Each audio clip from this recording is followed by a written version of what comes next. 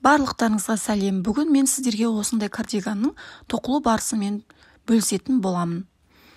Менде бұл жіптің аты Alize Puffy деп айтылады. Және Alize Puffy Fine деген түрі де бар. Puffy Fine мен тоқысаңыз да болады. Жіңішке әдемі болып көрінеді. Тек уақытыңызды көбірек алғаны болмаса. Менде ровно 5 моток кетті Alize Puffy'ден. Егер сұрақтарыңыз болса, комментарийға қалдырыңыздар. Мен сіздерге кішкене түсінікті болу үшін мен осылай сызбасын сызып алдым. Мынау біздің кардиганымыз. Осы кардиганның мынау 1 және 2 бұл алды. 1 және 2 алды, ал 3 ол бізде арты, мынау арты. Мынау екеуі алды. Және де мына жері кішкене ғана қайырылып кететін болады. Мына жеріміз. Біздің жаға жағымыз кішкене қайырылып кететін болады. Тік емес, кішкене қайырып тоқитын боламыз. Енді мынау арты дедік үшіншісі. Одан кейін 4 және 5. Ол бізде 2 жеңіміз, қолымызды тоқимыз. Мына біздің 1 және 2 кардиганның алды, 3 ол кардиганның арты, 4 және 5 ол бізде кардиганымыздың жеңі, қолы. Енді жіпті көрсетіп кететін болсам, менде Alize Puffy Fine дегендер бар. Fine дегендер ол кішкентай мелкий болып келеді, мынандай петлялары. Ал Alize Puffy жай ғана Puffy болса, ол мынандай петлясы ірі, үлкен болып келеді. Бірінші біз тоқимыз қазір 1 және 2. Осы 1 және 2 кардиганымыздың алдын тоқимыз бірінші. Кардиганның алдын тоқу үшін біз төменнен жоғары қарай тоқимыз. Төменін мен 14 петля деп аламын. Қараңыздар. Мен міне жібімді аламын. Осы жіпті мына жерден 14 петля санаймын. Сосын тағы да бір айтатын нәрсе, мынандай болып біздің петлямыз біреу осылай шығып тұру керек. Егер сіздерде мынандай петляның мынандай несі құйрығы шықпаса, онда осындай петлямыздың мына жерінен кесіп, соны осылай ұзын етіп, мынандай етіп қойып аламыз. Ол обязательно әйтпесе кейін сөгіліп жаман болып кетеді. Сол үшін соны кесіп аламыз осылай. Енді ары қарай мен жаңа айттым, мына жерде төменнен жоғарыға қарай. Мына төмен жағын мен 14 петля алдым. Сіздер өздеріңіздің размерлеріңізге қарай алсаңыздар болады. Негізі мен мынау тоқитын кардиганның размері примерно 44-46 және де 42 сол 3 размерге келеді. Ал егер одан үлкендеу етіп, мысалы, өзіңіз білесіздер ғой уже, объемына қарай, мысалы, ол кісі ірі үлкен болса, петля қосасыздар. Ал егер де кішкентай қызға тоқимын десеңіздер, қызыңыздың кардиганы болады ғой, соны өлшесеңіздер болады. Арт жағынан өлшеп, мысалы, арт жағын өлшедіңіздер, кардиганын жайып қойдыңыздар, арт жағын өлшедіңіздер. Аласыз, мысалы, кардиган былай жайылып тұр, арт жағын алдымда мен осылай қойып өлшеп алдым.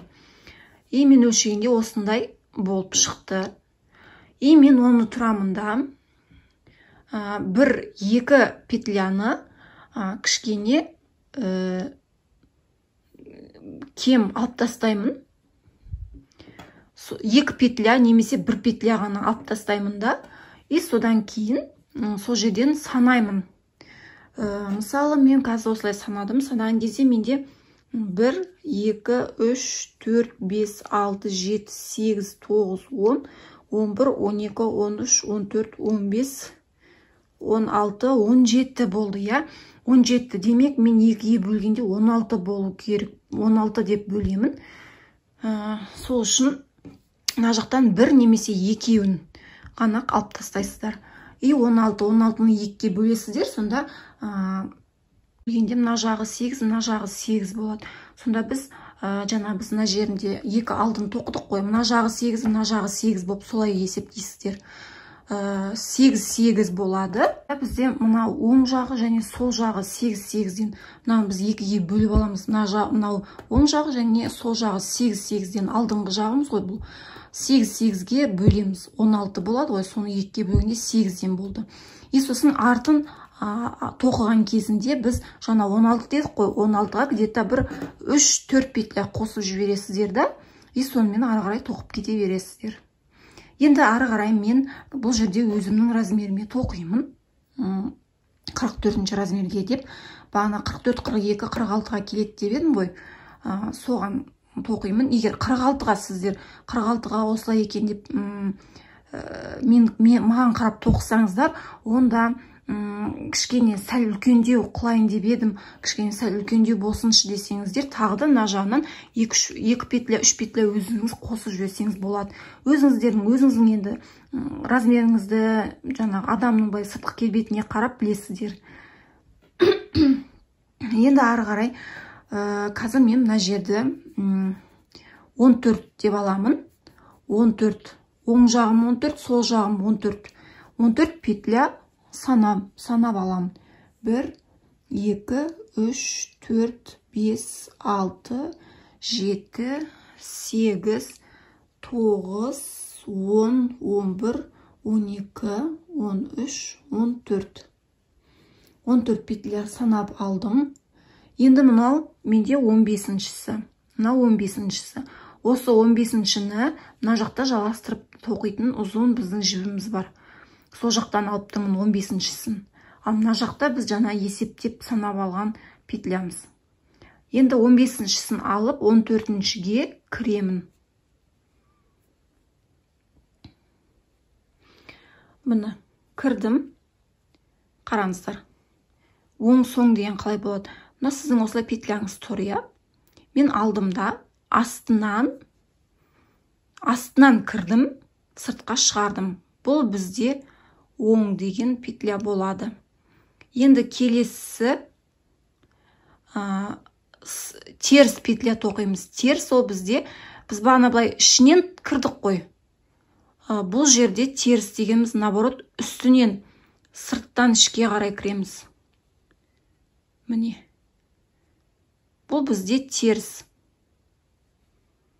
Қателес кетпеңіздер. Асықпай ақырын тоқыңыздар. Себебі петлялар арасында қалып қоймасын. Енді оң. Міне қараңыздар. Мен петлям осылай тұрды ғой. Мына жақтан алдымда. Просто астынан осылай сыртқа қарай шығардым. Оң. Енді мынау келесі петлям теріс бұл. Наоборот, өзімізден ішіне қарай кіреміз. Өзіміз жағымызға аламыз да, алдымызға аламыз да, ішіне қарай терісінен кіреміз. Бұл бізде теріс. Тағы да. Мынаны осылай кіремін. Оң болды. Келесі былай аламын. Петлямды. Мынау астындағына петля бар емес па, соның үстінен ішіне қарай кірем. Үстінен кірем, ішіне қарай өзім жағымнан алып кірем. Келесі. Бұны бізде сол болды. Келесі мынау оң. Бұл ар жағынан аламыз. Ар жағынан, астынан өзімізге қарай бетіп алып кіріп шығамыз. Бұл оң. Тағы да астына қарай петляны өзімнің алдыма әкеп алам. Мына петляны өзім алдыма келіп алам да. Астындағы петляға осылай астынан артқа қарай осылай тоқимын. Бұл теріс. Оң менде. Оң. Астынан ішіне. Астынан міне өзіме қарай осылай ішіне кіріп осылай тоқимын. Мынау үстінен тоқимын. Теріс. Астынан тоқимын. Міне астынан. Оң. Үстіне әкеліп тоқимын. Үстінен әкеліп тоқыдым міне. Теріс. астынан әкеліп тоқимын. Оң. Өзі оң теріс деген көрініп тұрады. Міне, біз петляларды, косичкаларды тоқимыз ғой, дәл солай косичка көрініп тұрады. Міне, мынау оң. Ал мынау соң, теріс. Мынау бізде оң. Мынау теріс петля.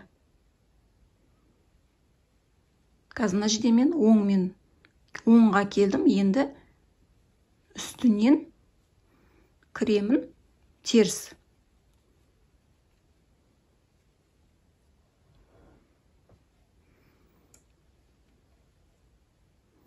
Теріс тоқыдым. Тағы да көрсетем. Қараңыздар, мына жерде мен теріспен аяқтадым. Енді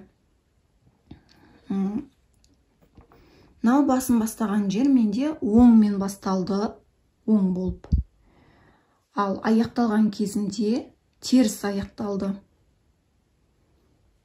Енді мынау терісінен аяқталды ғой, енді бұны теріс тоқимыз. Қайтадан мынау петлямды аламын, үстіне әкеліп тоқимын осылай. Үстіне әкеліп тоқимын.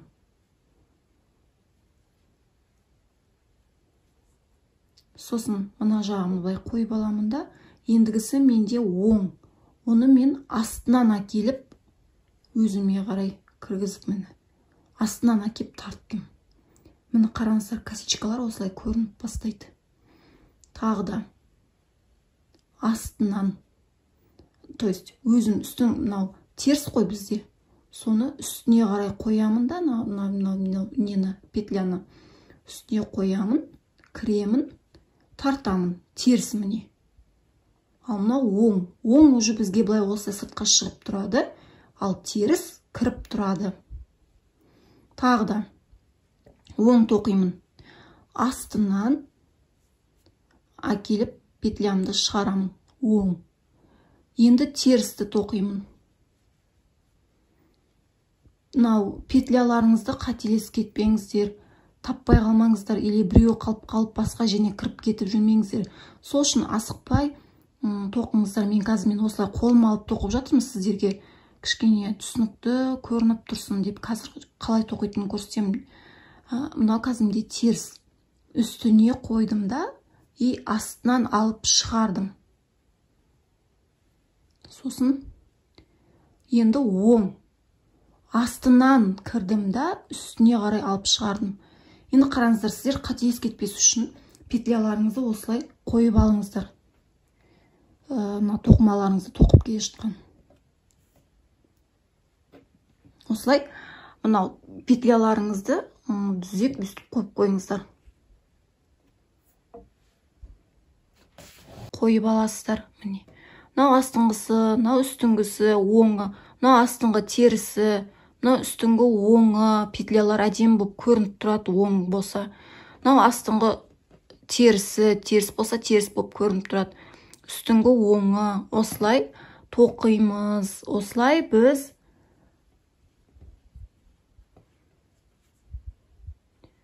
тоқып жалғастырып тоқи береміз. Осылай қойып алыңыздар, сонда қателеспейсіздер. Тағы да көрсетем. Мынау менде оң.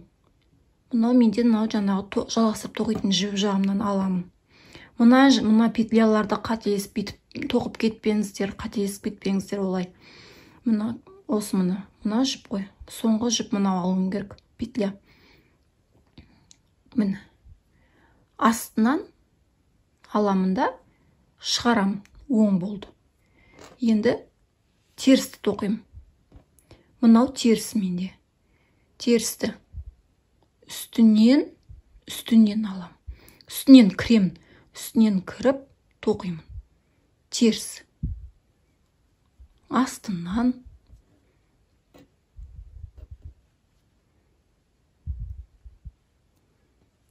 үстінен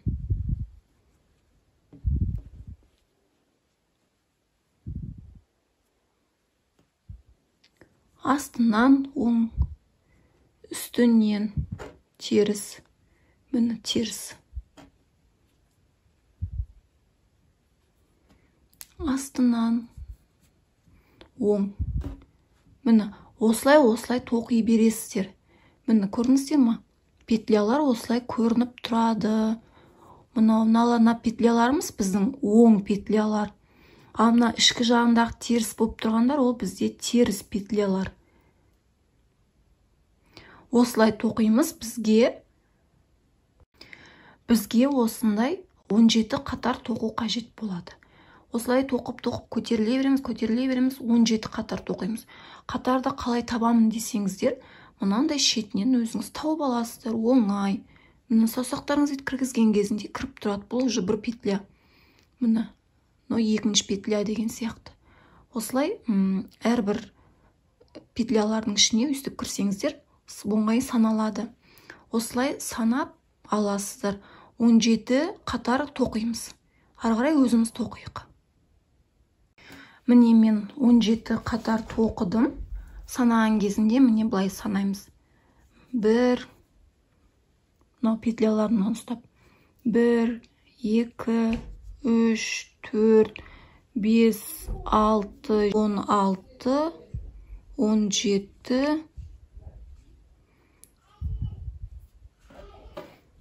17, 17, и мынау менде 18-шісі. Ол 18-шісін осылай тоқып келе жатамыз да, 18-шісінің аяқ жағына келген кезінде осылай 2 петля қалады. Мына қараңыздар, 17 қатар тоқыдыңыздар, я? 17 қатар тоқыдыңыздар, сосын 18-ші қатарын өстіп тоқып келесіздер да. Мына жаққа келген кезінде мынандай 2 петля алып қоясыздар. Осы 2 петляны біз қысқартамыз. Қысқартқанда біз бағана айттым ғой, жағы кішкене айналып келеді деп. Мына жеріміз кішкене айналып келеді, 4 бұрыш емес, кішкене былай айналып келеді деп. Сондай болу үшін қысқартамыз. Мына екеуін қысқартқанда қалай? Ол осы екеуі ғой, осыны былай, мына петляларыңыз былайынан кетіп қалмасын. Именно мына осы оңның петлясы тұр ғой, соны былай үстіне қоясыздар. Үстіне қойып, мына жақтан келесі петляны алып кіресіздер. Міне бізде уже қысқарды.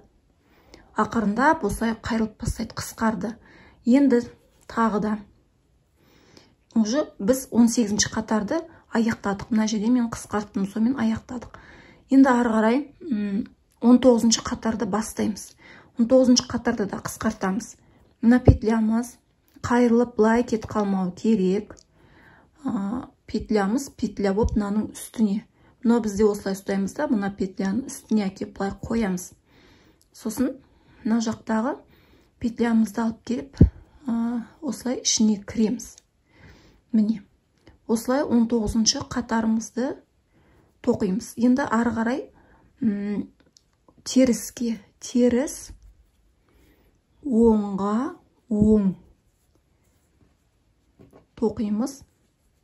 Міне, теріске теріс, оңға оң, теріс, оң, теріс. Так, міне қателесіп кеттім. Міне мынау менде теріс, мынау оң, мынау теріс дегеніміз ішінен кіреміз. Оң астынан кіреміз. Теріс үстінен кіреміз. Оң астынан кіреміз. Теріс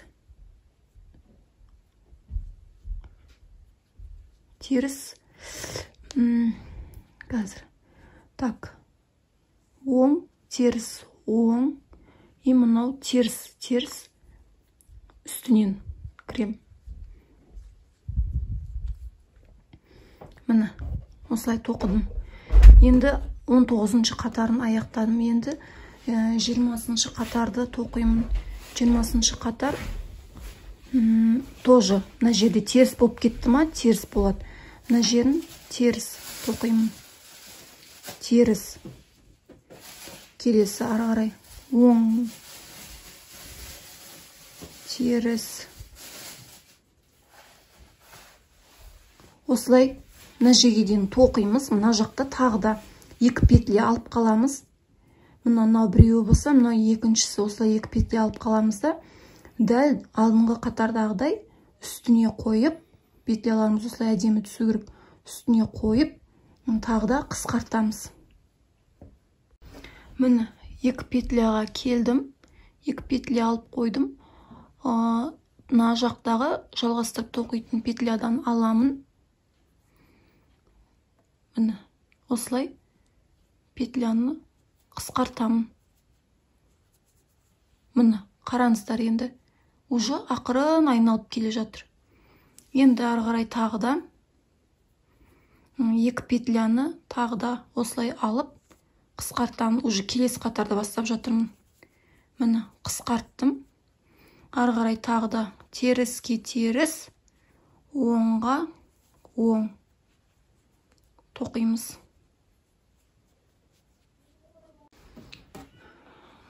Міне тоқдым. Енді ары қарай тағы да мына жерге дейін тоқимын. Сосын тағы да 2 петляны алып қаламын да, тоже қысқартамын. Болды. Міне осы екеуін аламын, қысқартамын. Енді санайық, біздің қатарымыз қанша қатар болды. Мына жақтан бастап санаймын. 1, 2, 3, 4, 5, 19, 20, 21, 22.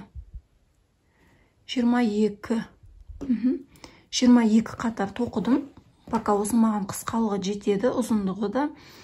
Егер ұзын қылам десеңіздер, одан да қатты, онда тоқыған кезінде мына жерін, жаңағы қысқартатын жеріңізді тіке тоқисыздар, ерте қысқартпайсыздар. Біраз петляны тоқып, сосын барып қысқартасыздар.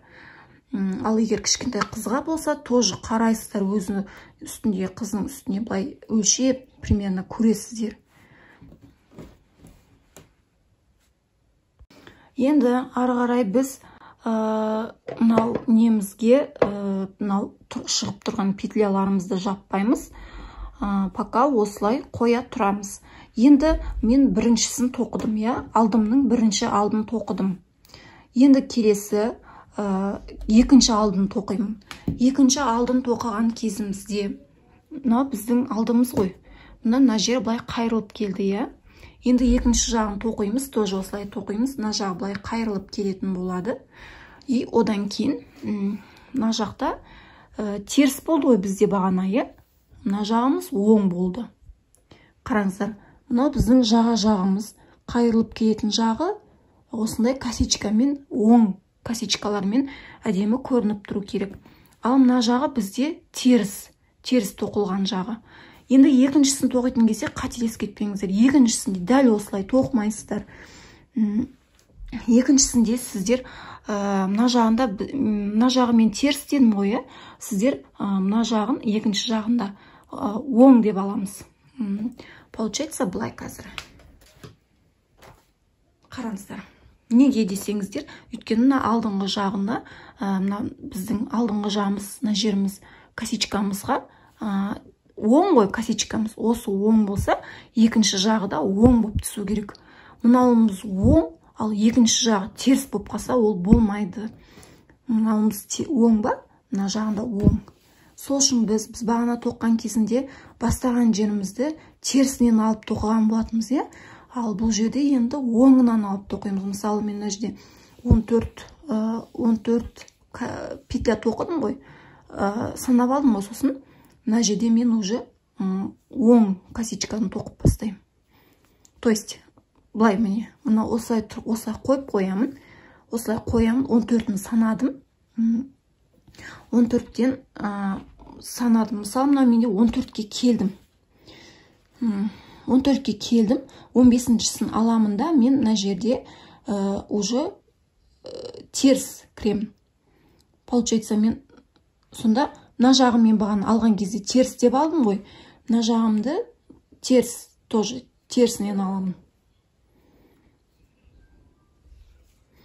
14 қой, Енді мына жағымды мен теріс осылай аламын. Теріс. сосын оң, одан кейін теріс, оң теріс деп солай тоқып келе жатамыз да. И сосын мына жағына келген кезінде, мына аяқ жағына келген кезде сіздерде дәл мынау сияқты оңымен аяқталу керек. Егер оңымен аяқтамаса, онда мына жақта дұрыс алмадыңыздар. Осы жағын онда наоборотынан алып, қайта сөйтесіз, наоборотынан алып тоқисыздар. Сонда осылай оң, мына жағы оң болып түседі. Енді біз мынау екі алдымызды тоқып болдық. 22 қатардан жоғары қарай көтерілгенде 22 қатар, асты 14 болды менде. Осылай тоқыдық. Біз бірақ 22 қатарға келдік та, үстінде шығып тұрған петляларға тиіспей солай қойып қойдық. Енді біз үшінші мынау кардиганымыздың арт жағын тоқимыз. Енді осы кардиганымыздың артын мен 29 деп есептедім. Оны қалай есептедім? Мен мысалы алдым бағана, менің алдыңғы жағым 14 болды, я. 14, 28. Мына жағым 14, мына жағым 14, 28. И мен оған бір ғана петля қостым, 29 деп. Өйткені мен өзім арық болып келгеннен кейін қатты кең болып тұрғанын қаламадым, сол үшін 29 деп есептедім. Сіздер 29, 30 деп есептеуге болмайды, бірден айтайын.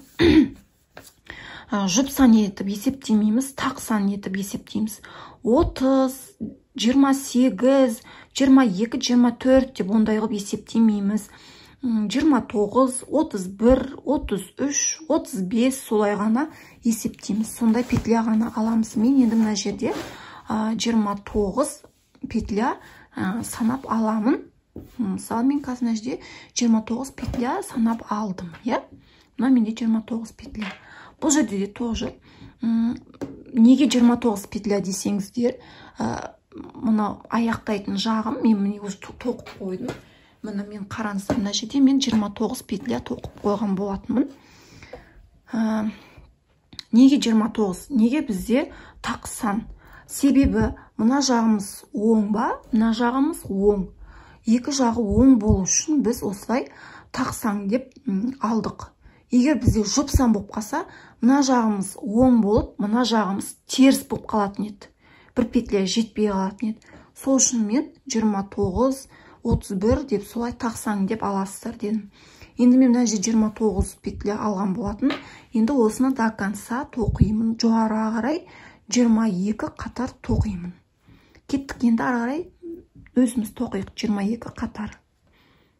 Сосын тағы да бір айтатын нәрсе, бізде мына менде мысалы жіп бітіп қалды.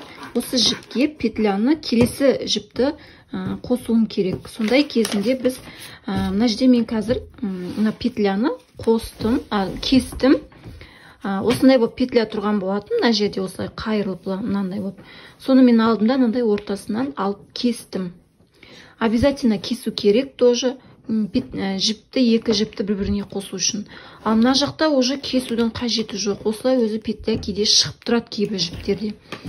Енді осы екеуін қалай біріктіреміз? Біріктірген кезінде мынау жібімізді осылай аламыз да. Қазір.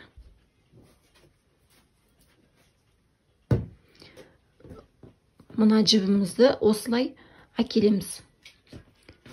Мынаны бетіп үстіне қоямын. Примерно қоямын. Міне, примерно осына екі аралықты көзбен әкеп қойдым. Міне, осылай қойдым. Мынау астында ұзын болып созылып жүреді. Мына жағы тоже мынаның жалғасына ұзын болып, мынау сияқты созылып кетеді. И тігеміз. Тіккенде мына жағынан бастап айналдырып тігеміз, осылай айналдырып ақ жіппен. Енді өзіңіздің пуфиңіздің түсі қандай соған сәйкес жіп болса, соған сәйкес тігеміз. Айналдырып осылай тігеміз, жақсылап тұрып тігіп шығамыз. И одан кейін барып уже петляларымыз дайын болады. Ары қарай жалғастырып тоқи беруге болады. Себебі олай тікпесек, біз осылай ұстаған кезінде жіптеріміз уже нәзік жіп болғаннан кейін осылай сөтіліп жатыр. осылай сөтіліп кетпес үшін біз осылай айналдырып тігеміз. Міне, мына екеуін осылай бірге қосып, осы екеуін қосып